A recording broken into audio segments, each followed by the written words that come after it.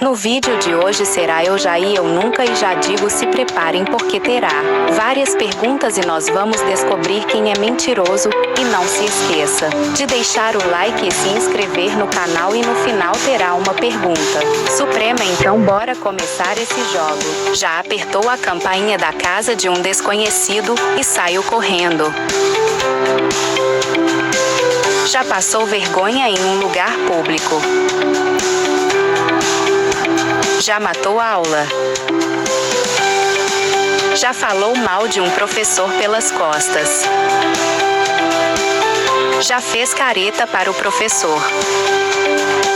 Já caiu uma bola na sua cara. Já quebrou alguma parte do seu corpo? Já namorou ou está namorando?